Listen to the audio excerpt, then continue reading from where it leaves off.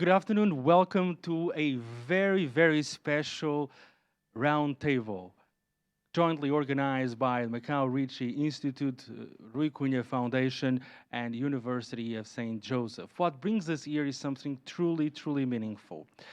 How to become good leaders, the challenge of the first Deignan Award. We will be talking about, obviously, corporate social responsibility, we'll be talking about environmental, social, and governance principles. These have become a sort of buzzwords, but the challenge here is to go way beyond slogans and lofty words. It is actually, as they say, to walk the talk and to go beyond lip service, living up precisely to the main principles and key proposal and proposition of Father Alfred Deignan. We'll be talking about a number of issues, and of course, it's only possible because what brings us here, and the person that brings us here is Father Stephan Rothlin.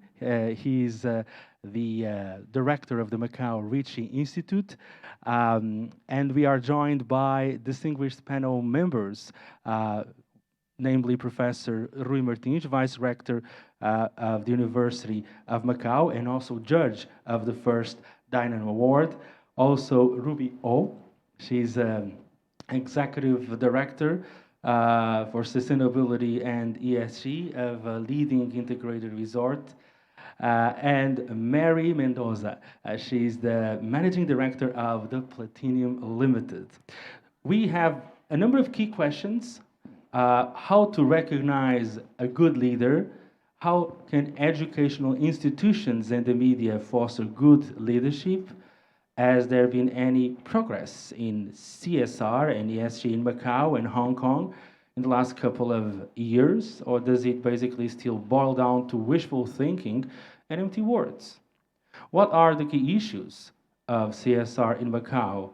What are the main obstacles? Can an award contribute to the progress of good business? These are key questions for our discussion. I'd like to welcome you all, those of you who are joining us here at the Rui Cunha Foundation, of course, and those who are following us via our Facebook webpage, Facebook Live. But there's another question, which is actually the question that I'd like to ask Father Stephan Rothlin, which is pretty important, and this is what brings us here in the first place. What makes the first Deignan Award special among other CSR awards?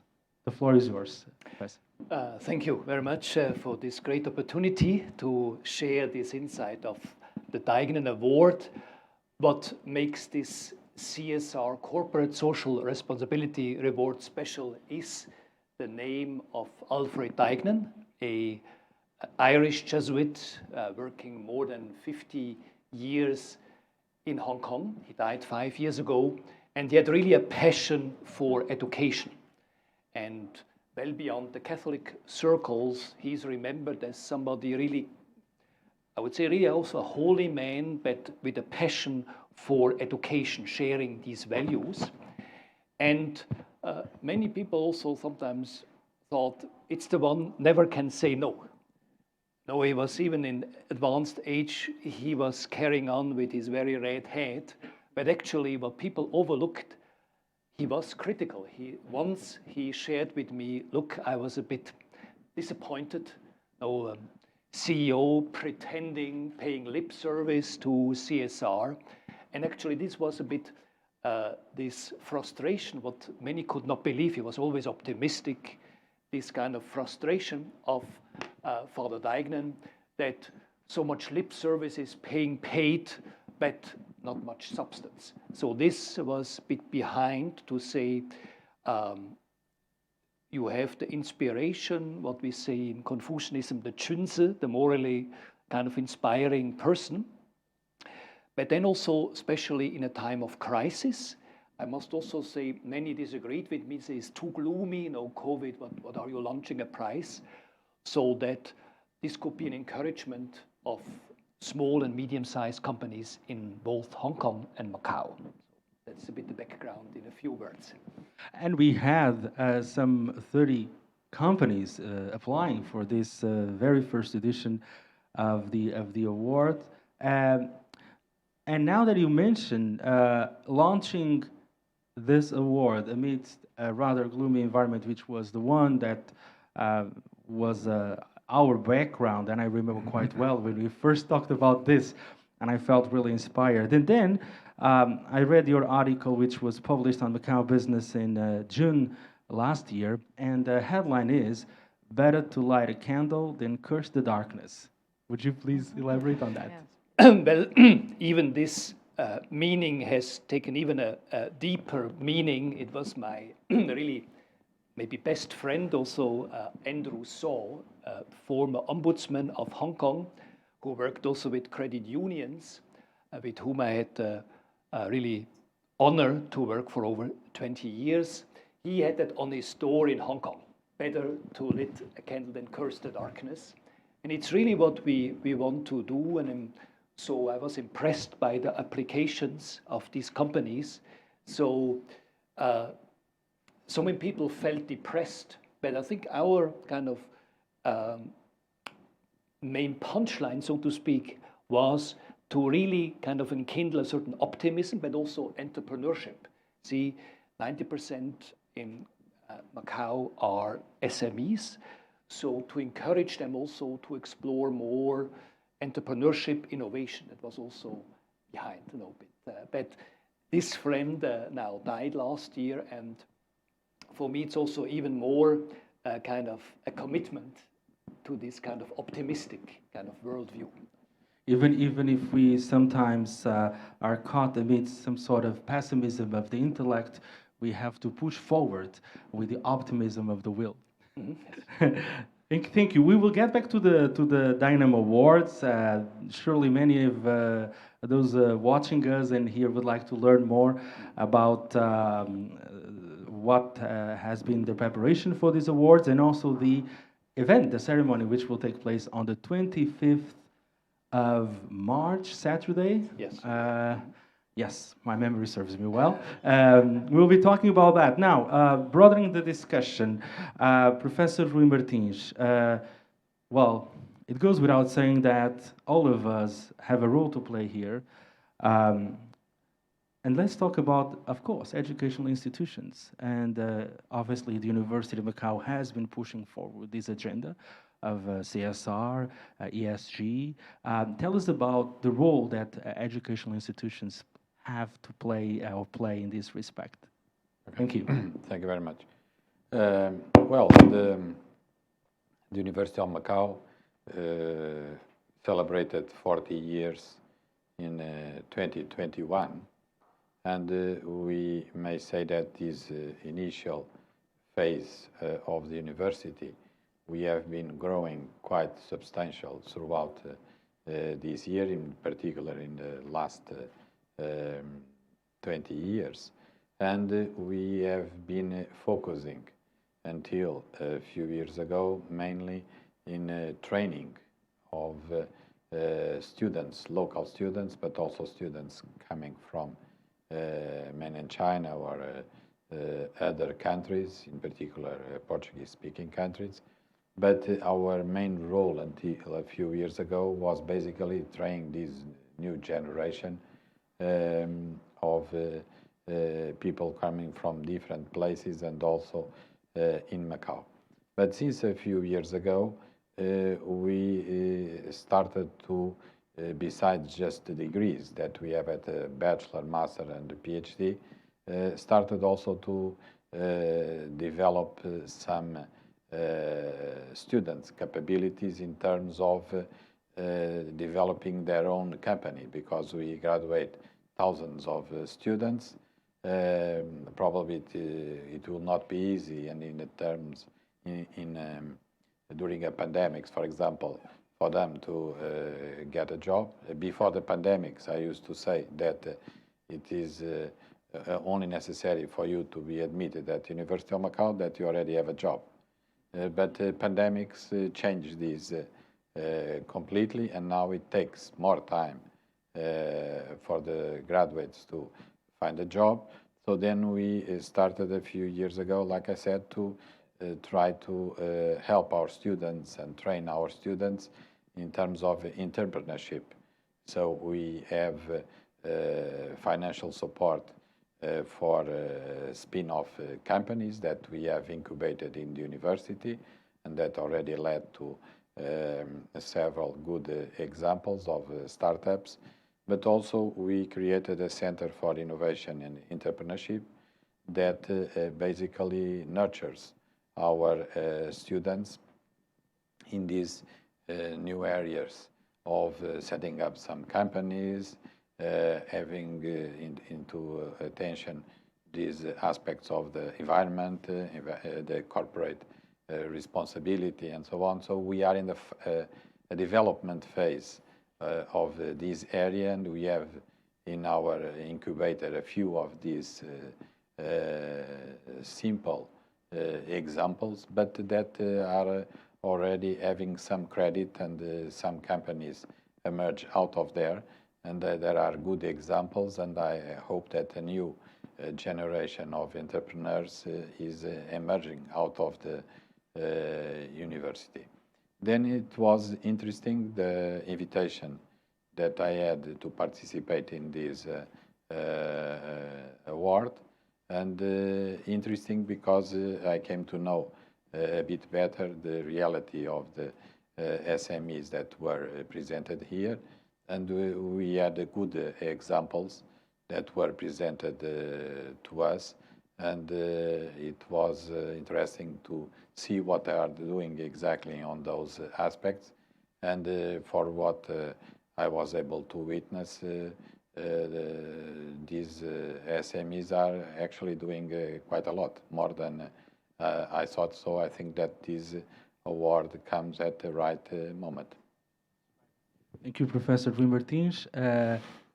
Rubio, in line with what Professor Rui Martins was talking about, we're referring to, when you're thinking about CSR and ESG requirements, of course, most likely comes to our mind larger scale companies, which have to do it anyway because of a number of reasons, because of the social commitments, strings attached to concession contracts or requirements by the stock exchange in terms of disclosure and the role that these companies that go public have to play. In your case, I would go as far as saying that ESG is sort of your middle name, so it would be Ruby ESGO, right? And also because I would like you to talk about both from a perspective of someone who's deeply involved on a corporate level, but also in terms of your role leading a non-governmental organization recently established. You are the president of the Society of Food and Environmental Health. What can you tell us about this? Thank you. Sure. First of all, apologize for my funny voice today. Yeah, so ESG sustainability and what we usually heard about the UN SDGs, basically it has a similar concept. How I would describe is the ethical side of the company or even an organization. I think one thing that we need to get it clear is the existence of an organization and corporate is not just about making profit. That has been a very traditional way that we thought, oh, once we make profit, we may do some good things, and those are just bonus. But for the past 30 years, it has proven getting the profit into the organization is just a few to bring us to the goal and values and the common impacts that we want to achieve. So like all these listed company in Macau or Hong Kong or US, as you mentioned, it's a must. It's not, again, the good things to do. It's a must because every year, just like the annual report, we need to disclose what kind of thing we have been done and contribute from the environmental side, the social aspect, and also how we governance ourselves. So it's like a human being, as I say. I always wanted to describe our corporate as a people, a human. How we behave, how we act, how we translate our value into action. That's real, that's transparency. So report is a sense to frame those in a more constructive way so that we can compare each other, so that we can improve along our way. It's not about, okay, let's do the best report, but more on how to frame, knowing our weaknesses and strengths, and helping, empowering other stakeholders to contribute, create bigger impacts and value that more people can benefit, not just the planet, but the society. And of course, SME is one of the key fields in a society that make a lot of things happen. Because after all, there's no fun or no interest and very dull planet to have just corporate, like big company, like a model everywhere when you go, when you travel, same brand, same company, same looking. So for NGO perspective, sometimes I think we underestimate ourselves. In fact, in the sustainability field, for example, how we reduce waste or how we upcycle potential material, it has so much potential and possibility. And that echo back to the educational side. Again, we shouldn't frame ourselves to have a job in a company as a career.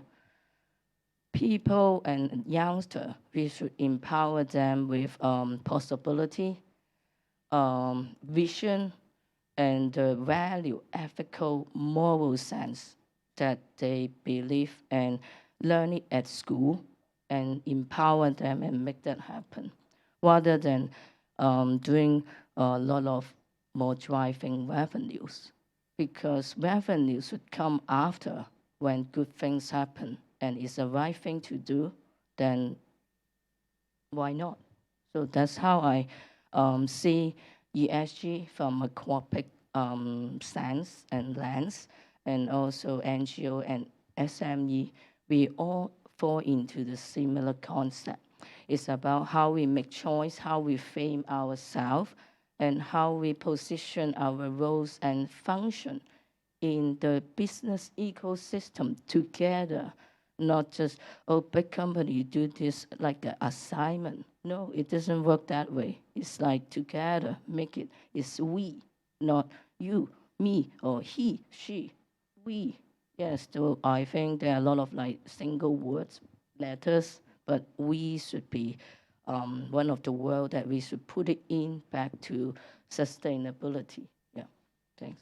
So I would may perhaps go as far as saying it's not about any sort of vanity fair, but it's about the intrinsic value of being a good or being good or doing good business. And this brings me, Mary, into the conversation. Mary, you've been over the past, I wouldn't say decades because you're still young, but quite some time because you experience on providing advice, on working with integrated resorts in the tourism industry and pretty much across the board on corporate social responsibility, on sustainability.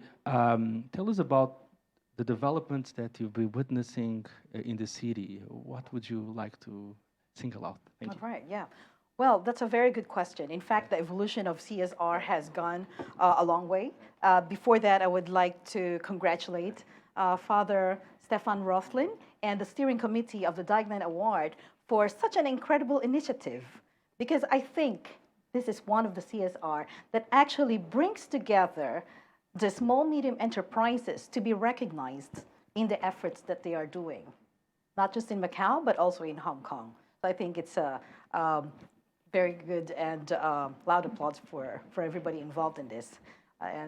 And that's part of the CSR development that we are seeing. So it's not just about the integrated resorts, which has the responsibility to do so in accordance to Hong Kong Exchange, but also as an SMEs. So in general, people want to do good to others, so it should come in a natural way. However, I think the challenges that the small, medium enterprises are facing is that there is lack of a certain matrix on what actually do we have to do, what does corporate social responsibility really means, and how do we, in fact, take the marks to start with in order to understand and be in line with the overall goal of, to start with, is in Macau, followed by Hong Kong. And so I think this is an important issue to tackle. But with the Deignan Award, in fact, this has stepped up in one area in Macau with the 9 companies and 20 companies from Hong Kong, with the certain criteria of respecting humanity, respecting how to do good business, respecting the environment, respecting as well as the corporate social responsibility, philanthropy. And so with that, this is one step forward, perhaps more than one step, perhaps 2 steps forward, because it's not just about Macau, but also Hong Kong. And so what I've seen in the overall small, medium enterprises, everybody want to do good, which is the beautiful thing, because as an SMEs, we have limited policies and procedure to comply with. We have a limited bureaucracy or protocols to comply with. For example, at Platinum, we are recently supporting the labor union's football club team that they're going to launch end of March. So we've been approached by some of the team of 12 local teams. They started as a students, and their team is called the Legion of Mary Football Club. And with these 12 teams, in fact, they've approached us to be one of the, part of our CSR is to support in any way we can. We are not big companies like all the listed companies in the world, but I think we have a heart that has a way to really try to do whatever we can. And with that, with all these smaller type of projects and associations, we are able to show what we can, not just in Macau, but also outside Macau. And so we at the Platinum, we operate in ethically responsible way and financially responsible as well. And so based on the clients that we've worked with in Macau and outside, I've seen that CSR has been developed significantly because of the requirements, not just from Hong Kong Exchange, but also as a United Nations platform, that they have a certain matrix on what we would have to, what a company should do. So all these particular requirements in the ESG is an important component. Perhaps the question is, apart from Deignan Award, is how can we, in fact, create more awareness to the small, medium enterprises like ours to be able to have this awareness and understanding of what we have to do next. So I think this is where Macau is now, that we are all aware we want to do something good. We're all aware that climate change is an issue. We are all aware that there was challenges in terms of, let's say, earthquake, even in Turkey, and we're all helping out.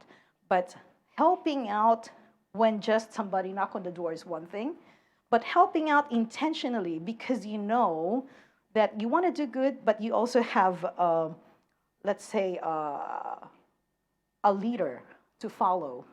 I think that brings into one of the questions that there was in this particular panel is how do you actually recognize good business or good leaders? And it's not just wishful thinking that, okay, I'm doing great. No, it's not just about that. It's good to be intentionally good, but on the other hand, to really make it happen, taking an action and calculating it, calculating in the sense that what is the matrix that we are seeing? Do we actually have a KPI in order to achieve certain things? It doesn't have to be hundreds of thousands, millions of dollars. It can be a small numbers, not in monetary value, but in certain actions that you want to implement. And I've seen some of the companies in Macau do just that. For example, they're doing some environmentally friendly approach, not just in the poster or promotion, but really doing it within their own company by doing recycling inside the office. Everybody, actually, I think, I would assume, everybody is doing, using the recycling paper. All these kind of little initiatives, but walking the talk as a leader within the SMBs, following the footsteps of the corporates. Thank you very much, Mary. And very important questions here raised. Father Rothlin, you have been carrying out research extensively on business ethics.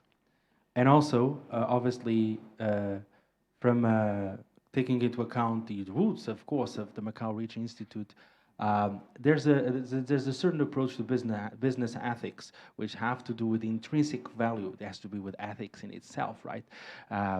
Which is not necessarily utilitarian, right? So tell us about it, and how can we incorporate that into the ecosystem of Macau, of the SMEs and the younger generations? Because Mary was talking about there seems to be some awareness, there's a momentum, I would say. Thank you. Well, I always felt that Macau has a special vocation in the development of business ethics, because I was, since more than 20 years, shuttling between Beijing and Macau. And as you know, Macau is, so to speak, a more stable place than Beijing. In Beijing, things may change very quickly. And I felt Macau has made some headway in significant areas of business ethics. For instance, Consumer Council, both in Macau and in Hong Kong, has made significant progress. That was always a main reference for me. And in business ethics, we look also at case studies and also what are inspiring examples. So for us, just also echoing the questions raised by Mary, the follow-up of this Deignan Award is crucial. Because I also never doubted about the generosity of people. Oh, if there's a disaster, people are generous, but sometimes you really have to help them to develop. And so we think, I think some of us were really impressed by these companies, so that the training of and further development to sit down with the companies, how can we face certain dilemmas so that they feel at ease to express all their dilemmas, what they face, and also then to have a mutual support. See, I started 20 years ago with an association on business ethics here in Macau with this purpose, see, and I truly think there was a progress in CSR reports.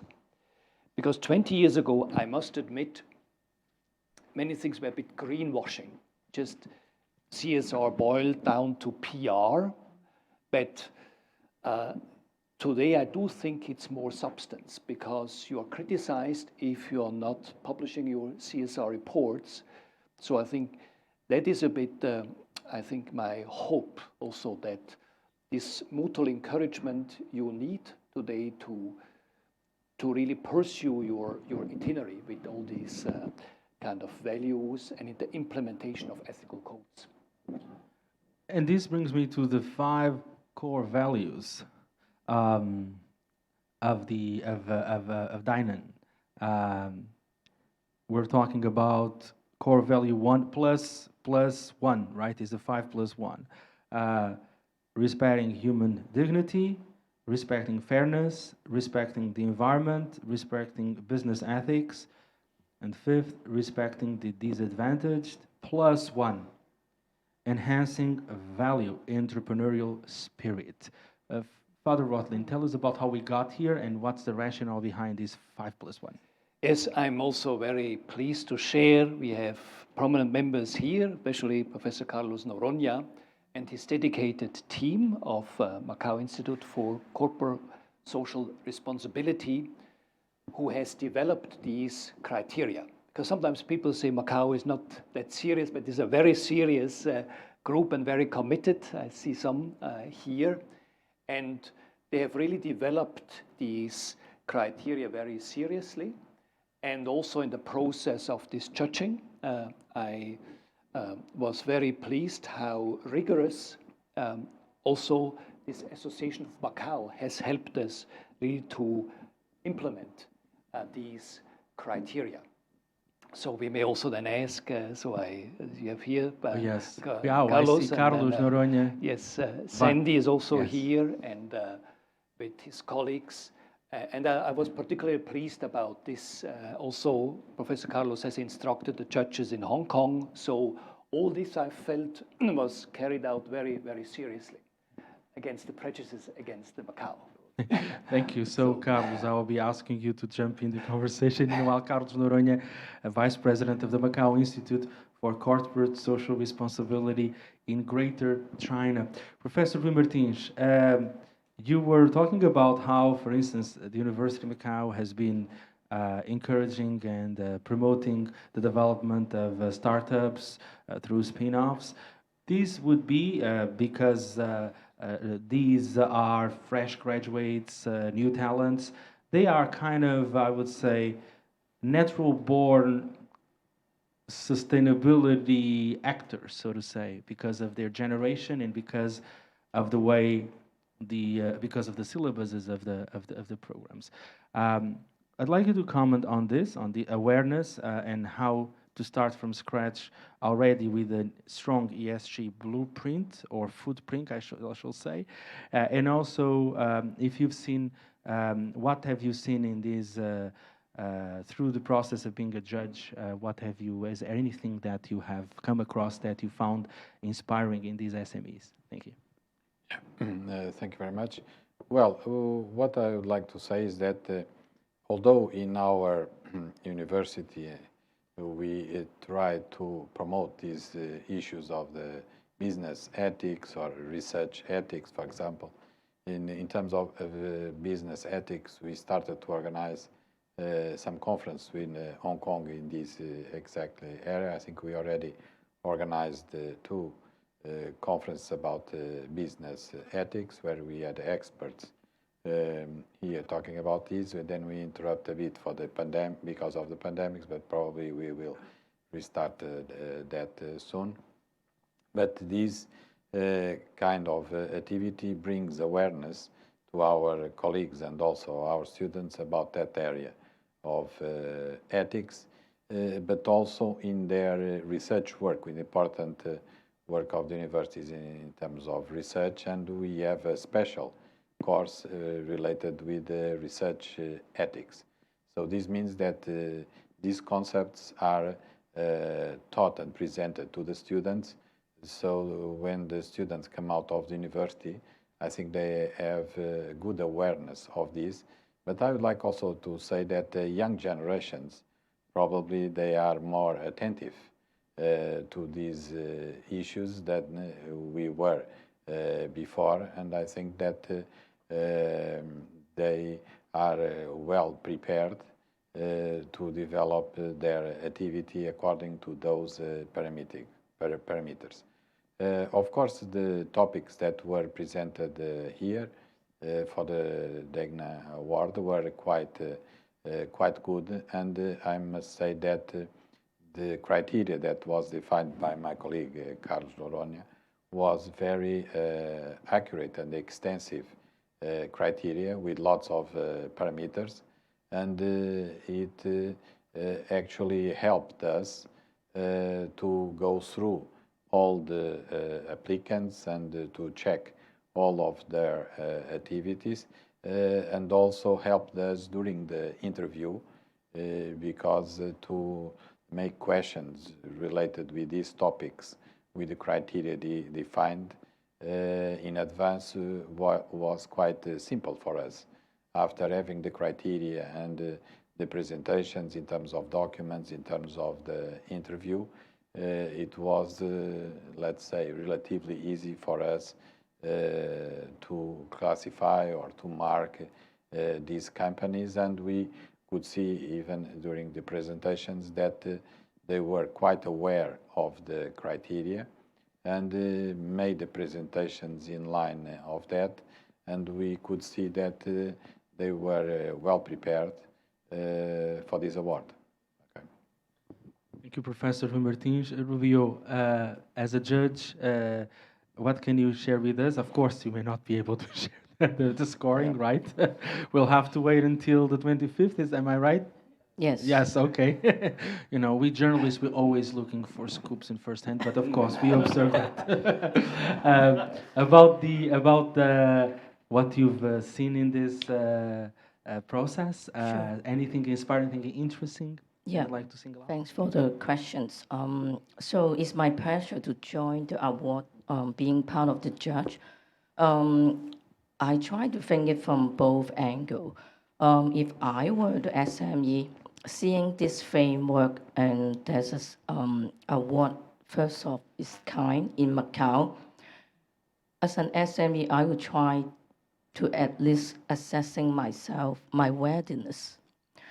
So I think this award, no doubt, is an encouragement for various form and way. And although echo back with the earlier conversation, whether COVID is the right time to launch encouragement award like this, I would say yes, because sustainability, CSR, and Deignan Award is about proven to the world that is building resilience of organizations, is to recognize all the good work that have been done in the past, not just because an award we cram things and just for the sake of filling the checklist. Or sometimes we'll say a report or checklist. Then it depreciates the meanings of the award itself. So I think nothing is better than the COVID time that we launched this award and have those SME, even during this challenging time, they have the opportunity and rooms to counter-check and reflect themselves accordingly to the so-called competitor. In fact, we are all together in a stakeholder in the same ground and field and see where we position. What are we missing, lacking, and do better next time. So I think that's the true meaning of an award. It's not about, oh, let's do the best. I mean, we should know business is an infinity game. Maybe some of you have heard of this description. But unfortunately, a lot of people think it's a finite game. There's always a winner, or during a certain time, this is the fixed rule, and just do the best and get the first prize. But business is an infinite game. You always have competitor better than you in different time, and your employee, your customer, policy, everything is changeable. So there's no set rules. The objective of a business is to stay as long as possible and reach the possibility and impact and goal of your existence. So these are what, when I was like first encountered last year, I feel very encouraging. I quite emotional. Wow, Macau has a award like it and is comparing to Hong Kong as well. That gives a lot of sound and weight, because as a local mechanist, I always tend to think we are very humble and no profile, and we like turn down things that, oh, no, we are not ready, or shine away from certain spotlight. But throughout the assessment, I feel very proud with different SME that so much that they have been doing under the radar, not making a big fuss. And they fill every single criteria with sound evidence and track records, and even very structured charity percentage, how much they make out of their revenue and contribute back to people, environment, animals, and things, very structural. So really admire to those SME that have been doing a lot of good work for the society without even asking for any recognition and award. That is really, I think most of us, all of us, were really curious to learn about those inspiring cases, which will surely make us, all of us, Macau citizens, proud. Then, of course, we have obviously some obstacles on the way. Ruby, what would be the obstacles that you'd like to single out and how to overcome them? I think it's a learning process for both the judge panel and also the assessment and structure of the framework. I mean, in order to make it more common, because after all, we want everybody adapt and recognize, oh, this is worth it for Macau, and we should aim for it.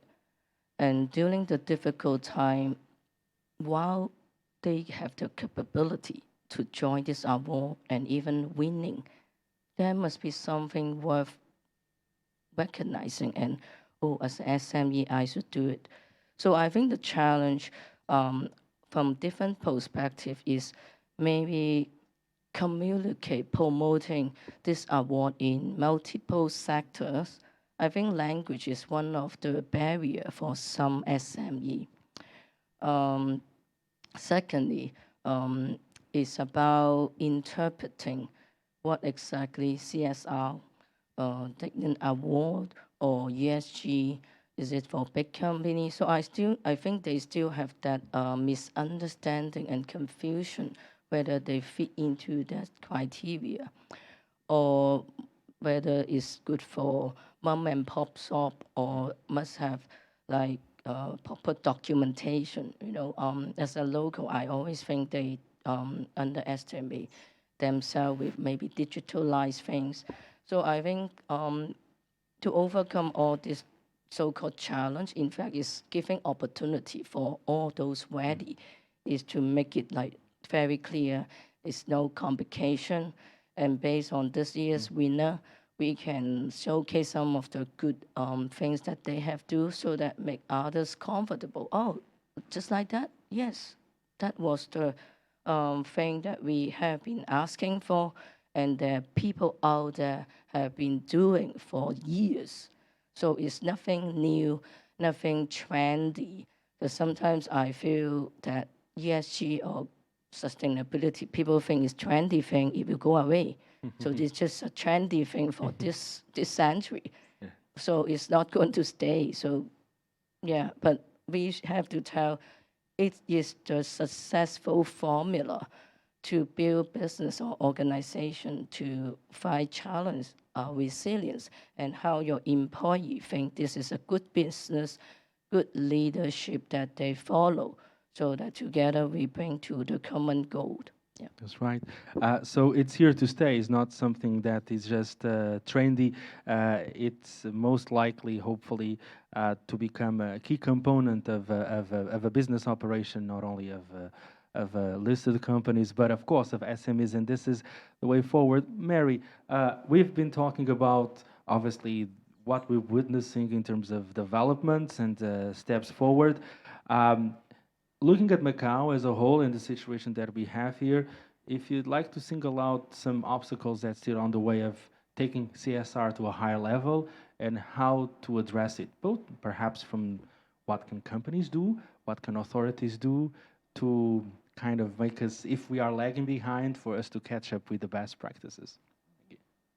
Yeah, that's a very good question indeed, because some of this has been addressed for a while. And I think what we can see is there's little that's been done in terms of alignment.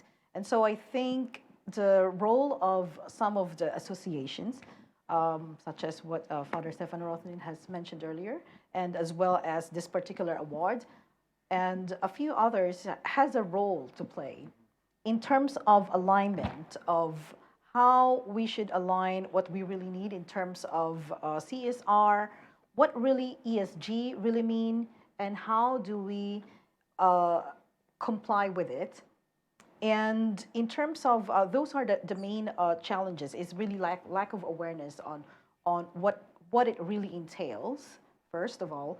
And second is, how do we go about it? And so the most important part is, through this particular awards and as well as association, is to if it's not driven by the authorities, then it could be driven through another sector. So my advice is to try to find a sweet spot on where could we all collaborate as SMEs, agencies, or let's say, when I say agencies, it means association, and as well as the government and the universities as well. The university is doing a tremendous effort in terms of showcasing what ESG sustainability is all about, because there are now courses that's available in Macau to take this line of areas. And I think that's one step forward. But one thing is academically, and the other one is what's being done in practice. So first, we need to have a clarity in terms of what this really is, and this has to be driven by a certain, either an authority or perhaps an association or agency. And second is to implement it through certain awareness and try to invite more to be able to meet certain criteria. So that's my suggestion for the way forward of a comprehensive road ahead. Thank you, Mary. Before I will ask our audience to participate, I will wrap up this first part with Father Rothlin, and coming back to one of the key questions here: how to make leadership real, and how to stay away from a situation where CSR or ESG are just empty words. How can we answer this question? I also think it's a way to communicate our values. So, by the way, well before COVID, I was very much also involved in online courses, because now it's a no-brainer with COVID. But I do think we have to use this means of communication better to communicate our values. So I've now just a course of 15 sessions, 450 slides. You always have to work to improve the design. Another issue is, I think, to work on a flagship project. You see, the students today have everything on their mobile phone. So what can you add in values? And I think we have to think how to challenge them also with social challenges. Just an example, next month I will be going with educators from Macau to the Lebanon, where there is a complete disaster. See, so actually hunger. A country was famous for entrepreneurs, and my experience also was with students I took to India. That actually was always the most inspiring moment, educative moment, to be challenged by a social reality. And also, if you don't have it here, like we have with case studies, to work on the improvement on a situation. And in China, another element, obviously, if you do it in Beijing, you have always to seek the support of the government. In Beijing is the Central Party School, Zhongyang Dangxiao. And here also with this also new licensing was a chance that the kind of business is forced to comply to these principles. And if I may jump in here, now it came to my mind this whole mantra of common prosperity, which is ranking pretty high on as a direction for an understanding of the role of private companies, SOEs, and different actors in the society in China. How do you see common prosperity meeting, of course, CSR and ESG? Well, I want maybe also at this moment honor the case of India. We have Cunha, and I was several times in India, and you have since 8 years the companies law. where companies are required by law to kind of donate 2% of their profit to what they call CSR. What they mean is poverty alleviation. And so this is a question how we could kind of this companies law even more make use of the entrepreneurial skills of companies. That's for me a question for the future. And I was surprised, I don't of course tell the name of the company, how much also a company in Macau donated for CSR out of their profit. We were very, really deeply impressed. So on this line, I think, yeah. Thank you very much. And I would now open the floor to our dear participants and those who are joining here at Cunha Foundation. If I may, I would encourage Professor Carlos Loronha to join us in the conversation. Father Rothlin was singling out the role played by the Macau Institute for Corporate Social Responsibility in Greater China, and particularly Professor Noronha. You may join the conversation and share with us some views and remarks regarding the topic and the awards. Thank you, Carlos. Thank you, distinguished guests and distinguished speakers. And by the way, we also have our president of the MICSRGC, Sandy Siu. Oh, I'm sorry, Sandy. Yes. I couldn't see you there. You're back there. I'm the vice president. Thank you. Welcome. Thank you. Okay. And probably I can share with you about the evaluation of the Deignan Award, right? So basically, the idea was that we tried to help to design a kind of measurement method based on the core values of Father Alfred Deignan. And you have just mentioned about those core values, and also to incorporate some other new elements such as risk management and so on. So we have altogether 6 core values. And for each core value, we have consulted many different awards of similar or related types. So it's not my work, but it's a joint effort of members of the Institute and my colleagues at the university, and most importantly, also a number of students that we have tried to give them an opportunity to participate, right, in designing this measurement criteria, right? So those measurement criteria were finally sent to the panel of judges, and hopefully they have applied them in the intended way, and we are going to have the winners. But the second point, which I have also written in the congratulatory message, is that, well, as Mary also mentioned that, and Ruby also mentioned that we are not talking about, say, something like an finite kind of, say, you are there, all right?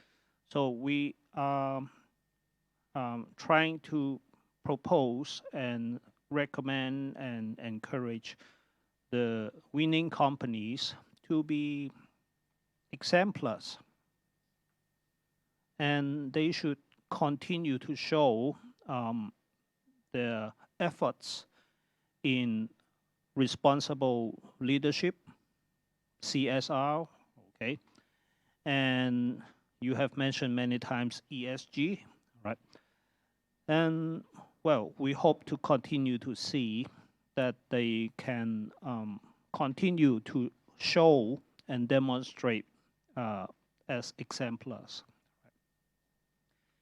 And one more point, maybe I can share with you, because during the collaboration of our institute with MRI and also the Deignan Award Committee, we have also conducted a study about stewardship in Macau, right? So it was a kind of three-phase study, because it took a long time from kind of several years of longitudinal studies.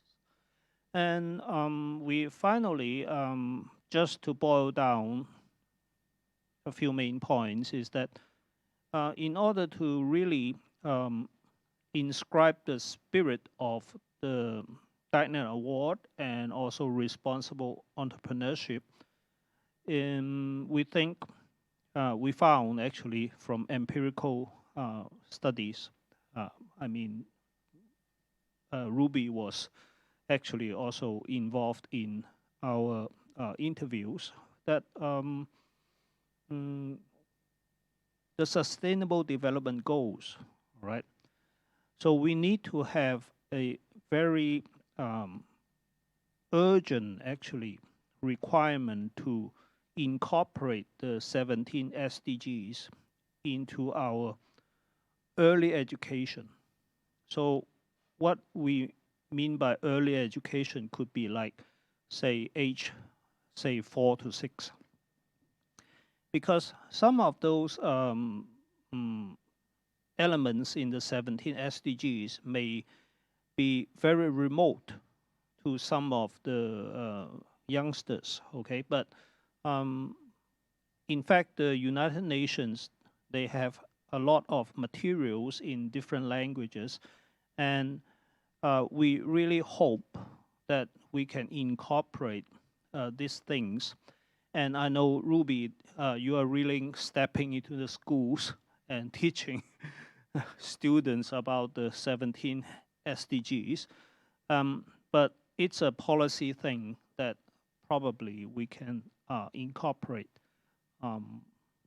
this kind of education, right, earlier, right? Not until Form 5 or Form 6 or even at university level. Okay, so maybe I will let another speaker. Yes. I mean, Thank you, thank Professor Carlos. Thank you. Talking about enhancing ESG literacy, pretty much across the board. Would anyone else like to join the conversation? I can see here distinguished members of the steering committee, if they want to do also. If not, we will now perhaps, I would suggest us to address the issue of ESG or CSR literacy. We have talked about, Professor Rui Martins, what the universities have been doing, what educational institutions, be it University of Macau, University of St. Joseph, Ricci Institute, City University,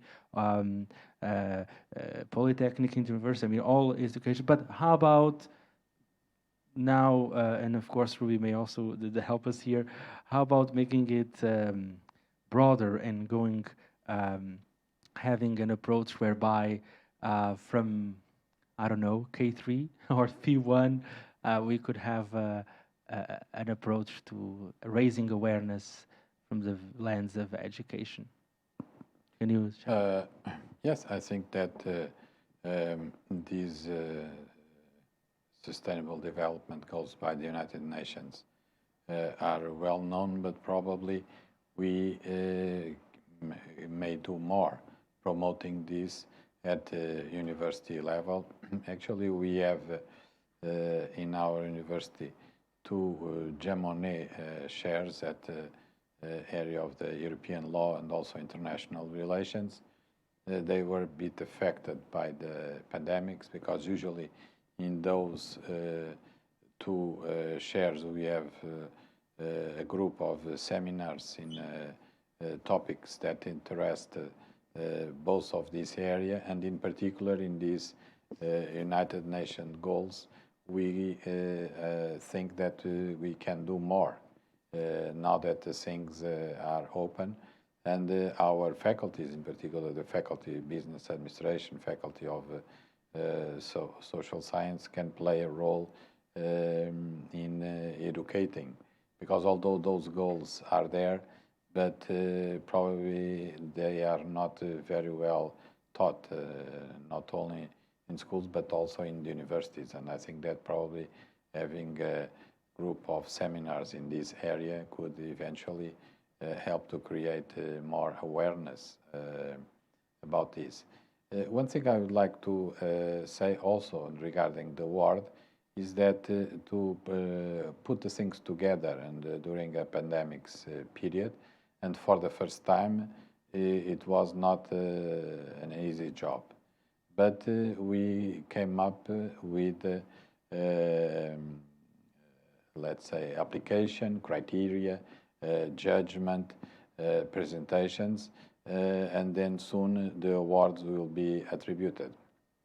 So let's say that the whole process was successful. But probably besides this meeting here today, the overall Macau population doesn't know much about the award. And probably after the awards are attributed, we may consider to have, and Father Rothlin can say something about this, to having the promotion of the award, in order that since you are going to have, I suppose, a second edition of the award, to present the experience that was acquired during this process now may be useful for create awareness to other companies in Macau that will be applying for the award. And of course, the attribution of the award could be some significant thing that will attract even more companies to participate in the future, and also to create more awareness about these topics. So this is just a suggestion, because I think we, with the work developed so far, we can present this to the local society like we are talking here now. Laying the foundations for something that will surely grow, will be taken at the same time to new heights and also go deeper in the society. And Ruby,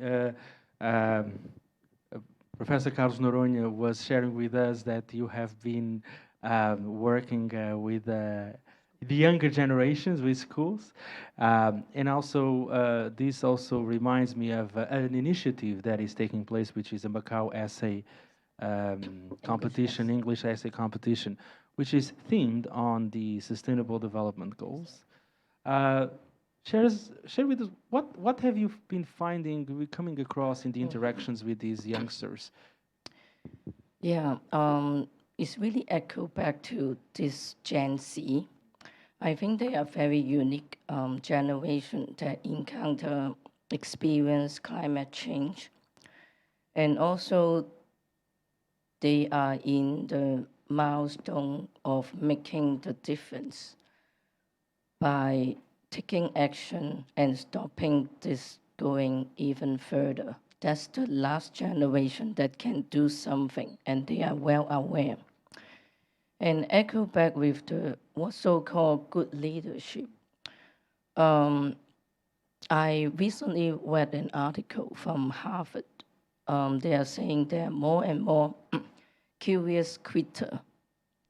That means they starting to question why I'm working for this company. What and where this leading me to? Or is it matching the ultimate purpose and my contribution toward like something that align with the values? So curious quitter out there. For ESG literacy or SDG literacy, I think we sort of, COVID, of course, there are some negative side of it, but the good and positive side is most of the youngsters not able to travel. So based on that past 3 years, I make good use of the kind of locking them down in Macau in the community to give them the world vision of SDGs. SDGs from UN actually have 15 years of development, and we are down to 7 years up to 2030. So I constantly feeling after joining a few UN conference, why the vision and visibility of SDG is still so limited in my hometown. So that's how I starting to establish the NGO, using the food as a medium to explain what is sustainability and SDGs and make connection to the youngster. This is very common. This is day-to-day practice. And poverty, low hunger, is because we didn't value food. We easily waste it, trash it, so that it affects the whole chain of system. So things like that. And 3 weeks ago, is also another milestone to Macau, I would say. With my another NGO partner, we're able to step into school and explaining what is SDGs from a public angle, as well as from educational example perspective, to more than 100 high school teachers.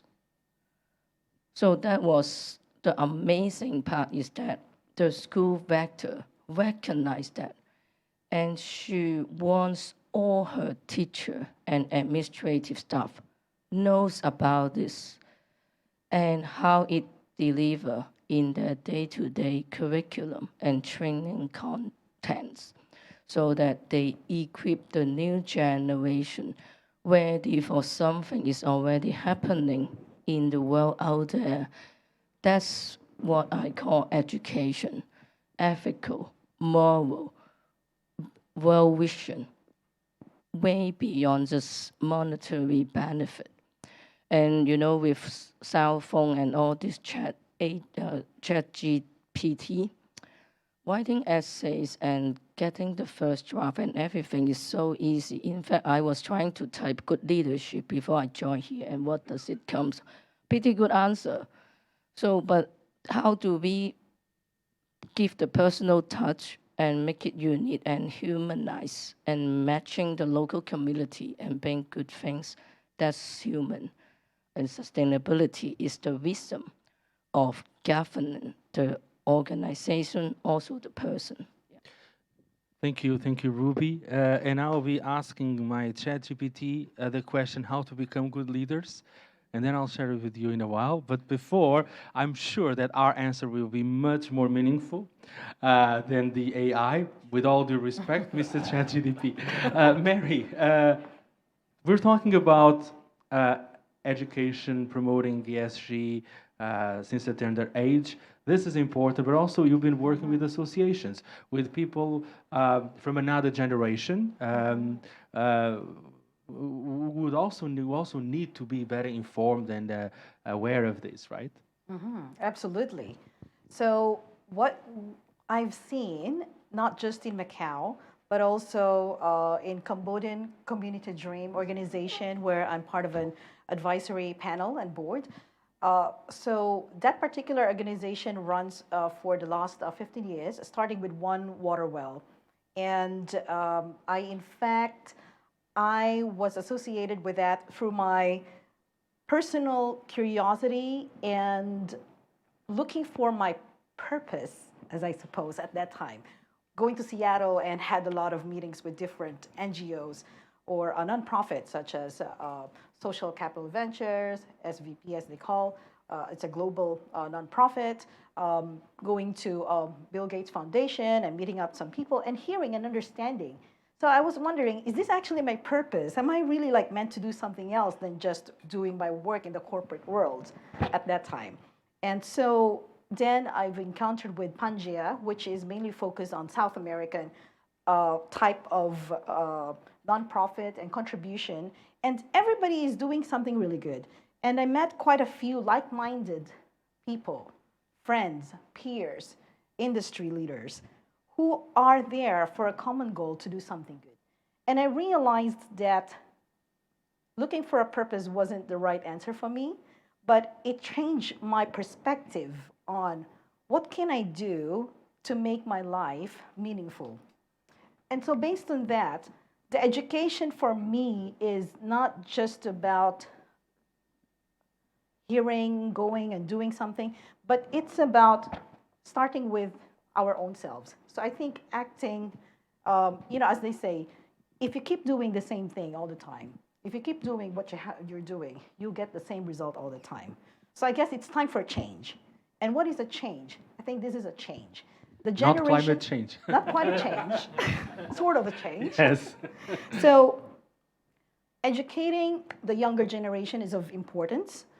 So because they are in a very different society. They are more digital literate, for those who are fortunate, like as in Macau, but in places like Cambodia, Laos, and other third world countries, it's very fortunate if they can eat full meal in one day. And it's very fortunate if the entire family, household is able to go to school on a pre-K. So education from the very beginning and at different level is important. And this drives me to another thing, which is DEI, diversity, equity, inclusion. It's that education is not the same for everyone. So I really admire and applaud Ruby for going into the different schools to start working with different channels, let's say age group, because the age group from pre-K to primary one, is different from primary to until they complete their Form 6, and as well as the university, because we are all coming from different age group. And so touching this particular aspect on how we can convey our message of we would need to have a change from within and to try to do something meaningful starting from yourselves. You don't need to be an entrepreneur. You don't need to be to work in the corporate. You can be anybody. This is for everyone. So the education that I would recommend is an education that starts from with us. And with the education that we do, by working in an integrity, people would actually follow because they're inspired. So the beauty is we have social media. So it's sharing certain content that you are proud of, that we are able to see something good in others. So I think the happiness is not from receiving, but it's in fact from giving. And perhaps through being a good leader, not necessarily in a corporate world or SMEs, but a leader as your own is a good example to educate the rest. Yes, ChatGPT just gave me 7 tips for good leaders as I ask how to become a good leaders. I think nothing too special, but the number 4, lead by example. Good leaders Lead by example. Lead by example. Your behavior, work ethic, and attitude will set the tone for your team. Show your team how to behave by being a role model. There you go. Thank you. Okay, not bad. Thank you, ChatGPT. But it doesn't talk about sustainability. It doesn't talk about corporate social responsibility or ESG. I have to teach him, right? And Exactly. The machine is a self-learning thing, right? So hopefully, in a while, it will be coming up with the better answers, but cannot match ours. Father Rothlin. Well, I think one aspect I want to mention is the importance of networks. See how we reach the next level. And I do think that this challenge by Pope Francis actually to kind of create economy to the common good went well beyond just the borders of the Catholic Church. So first, during COVID, a number of Nobel Prize winners were invited, but then he kind of said, no, I don't want these established scholars, and involved 4,000 to 5,000 young economists to sit together and to develop a new economic paradigm, see? And for me, it was I think, most beautiful fruit of COVID was this Macau Manifesto. You know, so subsidiarity economics, common entrepreneurship, well-being for the common good. And I do think, for instance, this network of Catholic universities, ASEACU, in Southeast Asia, where University of St. Joseph takes a lead. We have the next conference in Baguio, is precisely this attempt to much better integrate corporate responsibility in the curriculum. As an example, I taught in different business schools. I felt privileged, but sometimes you appear like a fig leaf. See, the push is in profit maximization, where I do think most of these also students in Catholic schools are not Christians. But I think this move for a new economic paradigm geared to the common good and much more involving networks of institutions, I think that's a bit the critical point where you really make sure that all this ESG is much better integrated in the curriculum. See?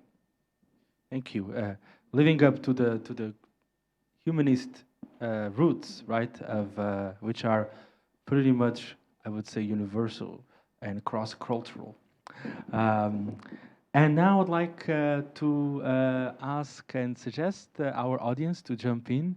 I'm sure there's plenty of issues here to look into. Would someone like, please, Rita, please? Yes, thank you. Rita Poon. Rita, please. Yeah. Yes. Please. Thank you. I actually want to go back to the point that Ms. Rubio has pointed out. There's an ambiguity between CSR and ESG.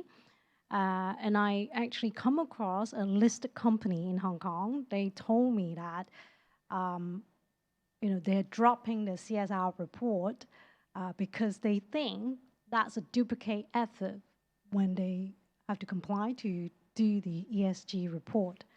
And even for my personal interest, I want to understand, maybe from the view of the panel judges, do you actually agree with that point? I mean, should they really keep things separate, or actually ESG report is sufficient to compare and actually to show the values and the contributions that they have done for CSR? Thank you, Rita. Let me try. So I think they are not separate things. It's just ESG, CSR actually is part of the whole sustainability framework. And I see how it coming when a corporate thinking, well, let's do and move all resource to the ESG report instead of doing a separate report. Because a lot of elements, in fact, fall under the ESG framework. So, I mean, back to the typical corporate setting, you maximize your resources and framing to something that serving the purpose. So maybe that's the drive behind.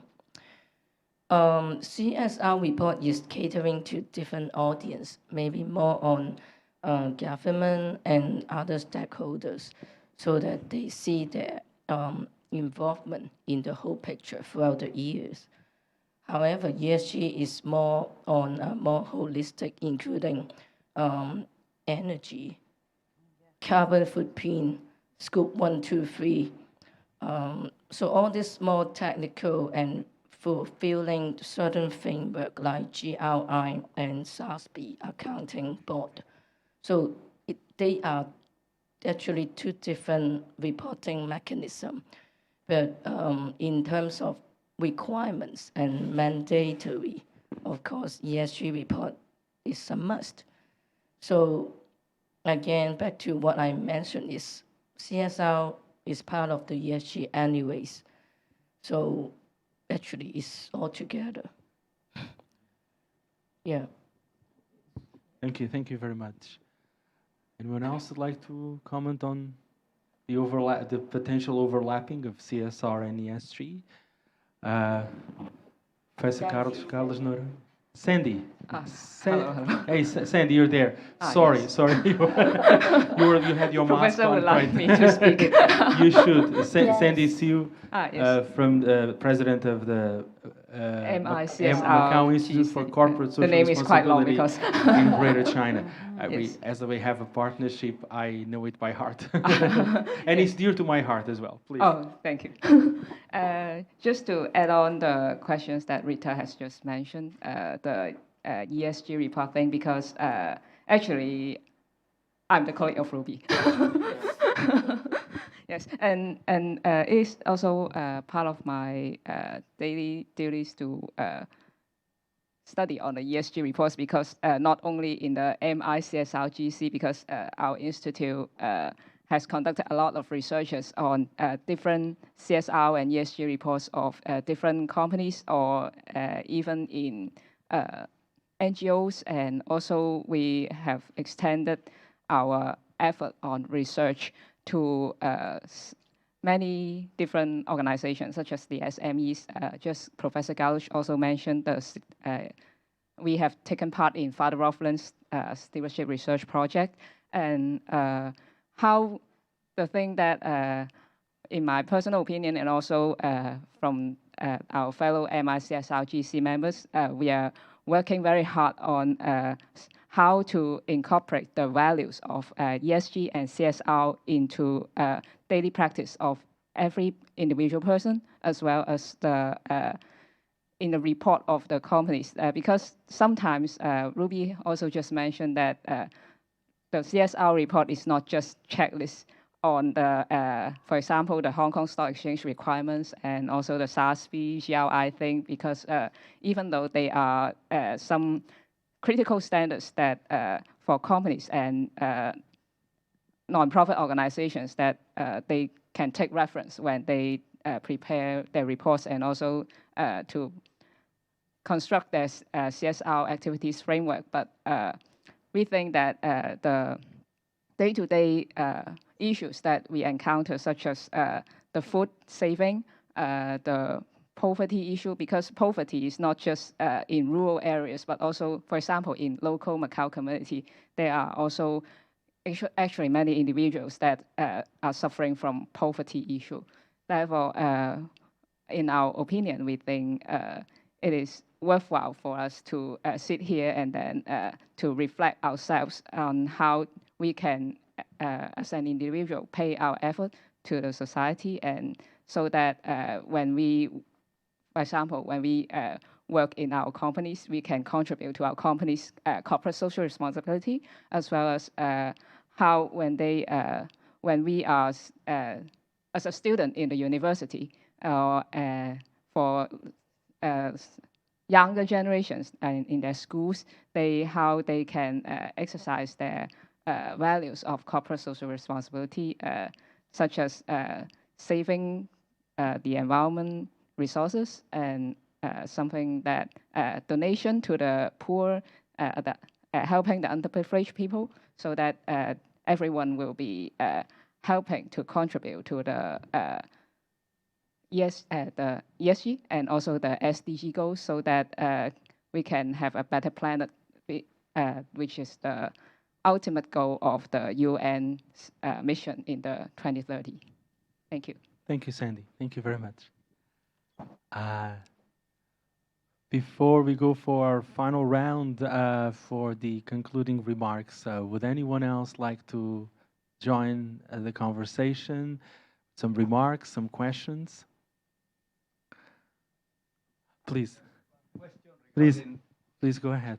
To the panelists, or to the regarding cultural sensitivity. I imagine the goals were designed are universal, no? The 5+1 you may apply it in the Sub-Sahara region or wherever, or in Pacific Islands, and they are universal. But did you see any stronger responses to certain values and weaker responses to other values, considering the situation in Macau, the cultural background in Macau and Hong Kong? That's my question.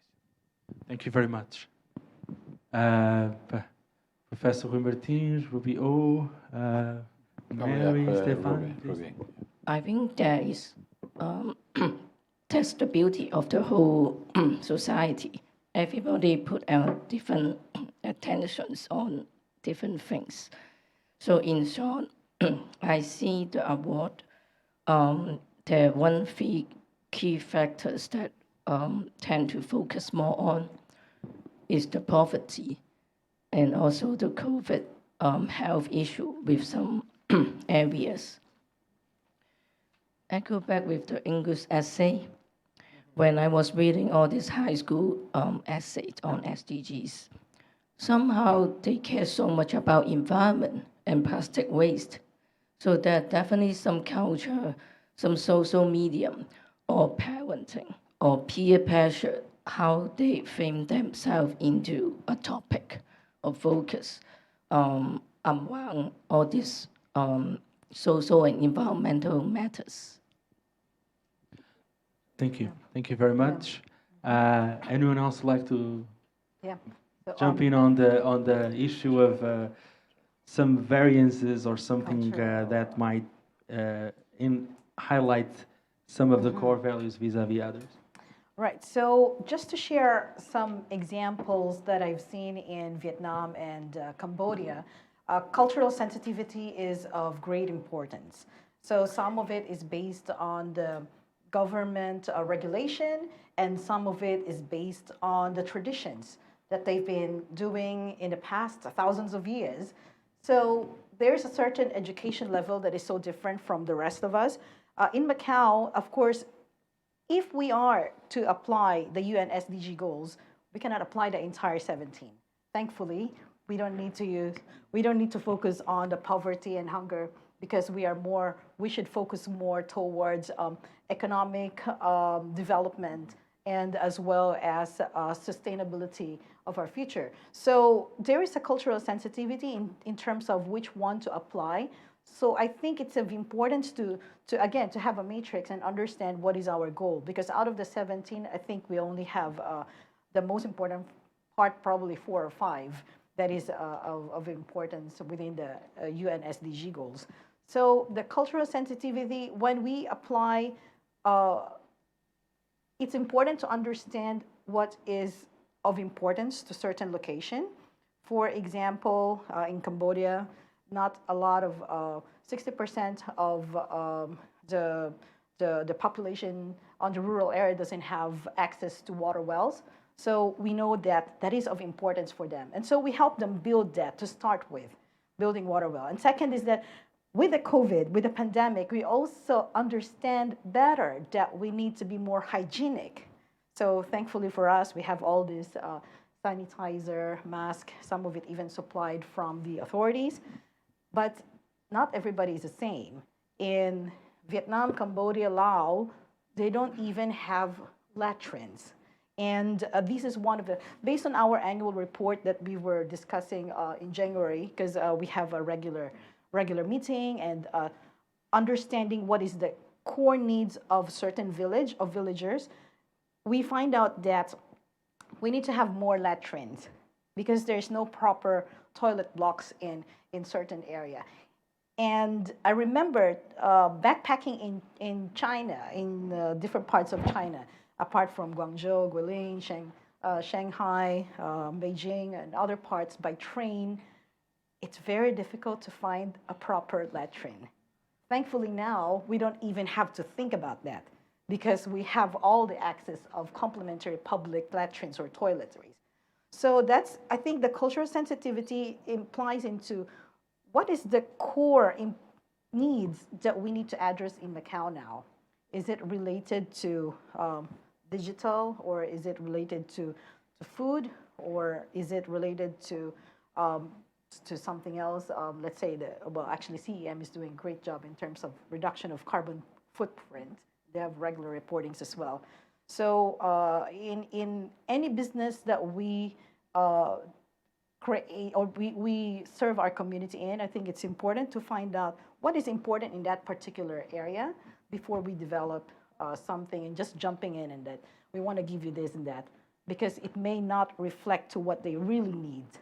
So understanding that is important. Yeah. Understanding those basic needs and Yes. and that is actually important.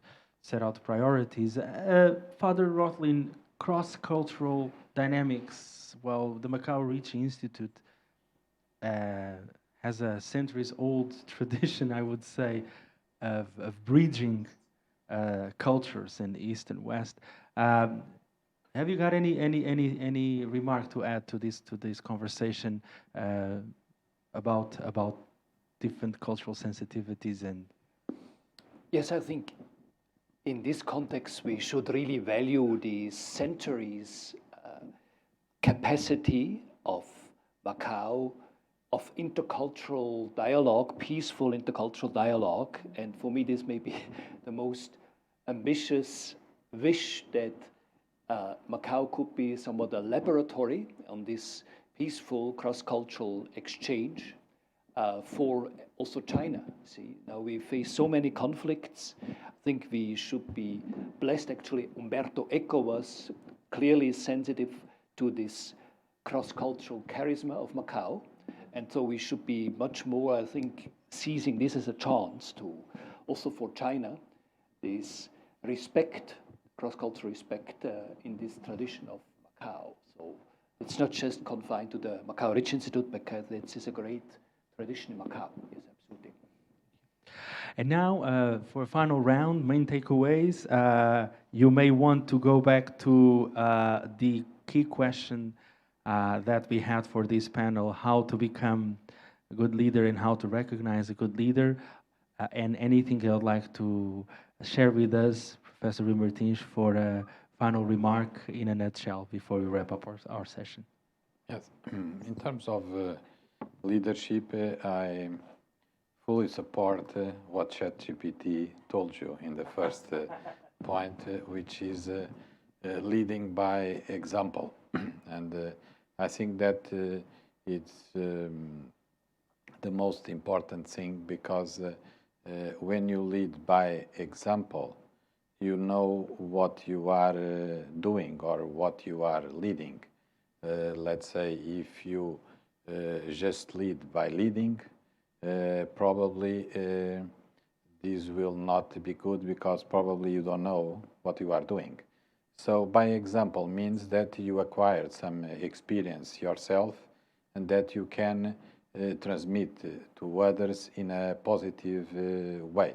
So I think that ChatGPT gave you several points, but the selection of this one is quite good, and I think that this in terms of leadership, personal leadership, but also in terms of corporate leadership, because these companies that apply to the award, for example, they will be recognized, some of them, and with their example, we can expand this idea to others. I think that's the most important thing of this award. Ruby O, concluding remarks? So I think leader is not necessary with the title or working in a corporate. It's about where you go, people wants to follow. But it's not following like the person blindly. It's about the common values and belief and trust that we build. So in an organization, every position has a staff and a boss, I would say. How do we translate the purpose of an organization from top down? That's leadership.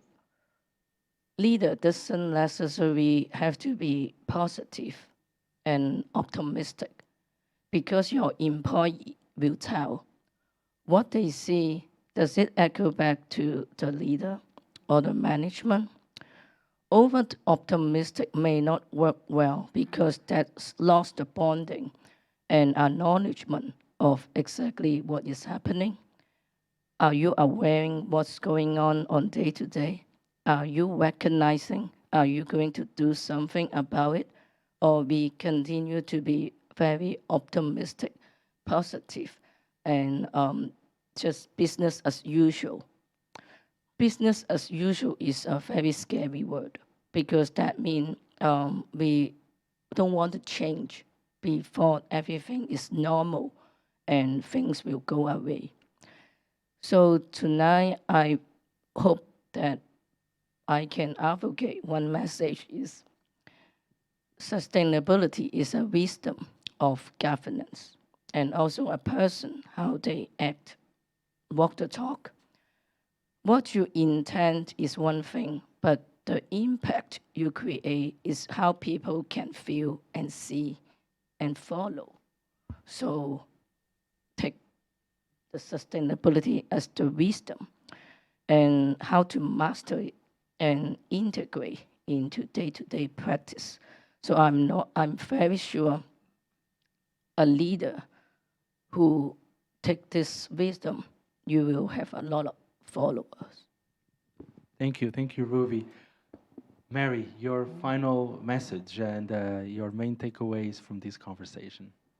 In terms of leadership, so there is a lot of leaders, and good leaders can be, as what Professor Martins has mentioned, it's a leadership by leading, by example, which is walk the talk. And there is leadership in terms of servant leadership, which I think also echoes with Father Deignan, and which is to do things with love and care, as a Catholic would say. And this also resonates with the overall. So I think a good leader, to me, is someone with integrity, that doing the right thing even if no one is looking or listening or knowing. If somebody knows it, that's good, because it means that you are increasing your inspiration. You're giving an inspiration and motivation to others. And so I would say that in terms of this particular ESG, CSR, and other components, integrity is so important. And doing integrity is just like having your own business. Perhaps some companies that has applied, of course, should be less than 100 team members and so that and all that. And some could be a small number of team members. So it's not about the number of team members, not about the number of influence, but it's really like what you do in order to show as an example. So it boils down into integrity for me as an important leadership skill, and as well as what Professor Martins has mentioned, that is leading by example. I think that to me is very important, because it doesn't matter how many policies and procedures you have or rules and regulation you have, if you are applying a different way with what you have mentioned, it's just very difficult to convince the others. So I think let's do what we are really here to do. Yeah. Thank you. So leading by example, embracing change, integrity. Father Rothlin, you have the final word. Well, I first really want to express my deep gratitude.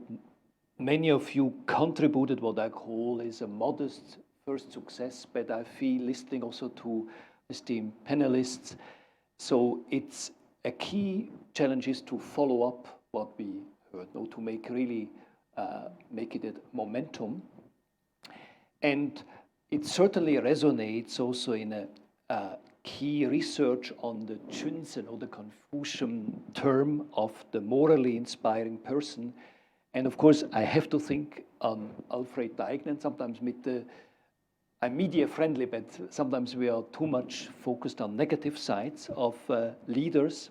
So they are inspiring leaders. I think in Macau, Hong Kong, we should follow up on these inspiring leaders. And also I want to share, we have this marvelous movie of Wong Kar-wai, The Grand Master, Idai Zongshi. I thought on this movie when hearing to Ruby, because the key issue is really not to make money. And this Grandmaster of Martial Arts, Ip Man, is the great master, but he does not care about money, interestingly. So I really hope that we can follow up on these in the next 2-3 years. I think that's also the real success of an award. Never will be the complete success in the beginning, but so the next 2-3 years are really critical also in Macau to involve all kinds of different people, groups in this dialogue and see how we can take it to the next level. Thank you very much, Father Rothlin. Thank you all distinguished panel members, Professor Rui Martins, Ruby O, Mary Mendoza, Father Rothlin, all of you that joined us for this exchange sharing session, those who are following us on Facebook Live. I'd like to thank, of course, Rui Cunha Foundation for once again welcoming us. I'll be back tomorrow, by the way, so it's kind of my second home, actually. It's true. The University of St. Joseph, of course, Macau Ricci Institute, and all these kind of, I would say, it's a community, not only epistemic community, but a community of awareness on corporate social responsibility, ESG, and so we can basically do good business by being good. I think that's intrinsically good. That's kind of a simple way of putting things. Thank you very much for your kind attention, and see you next time. Thank you. Bye-bye. Thank you.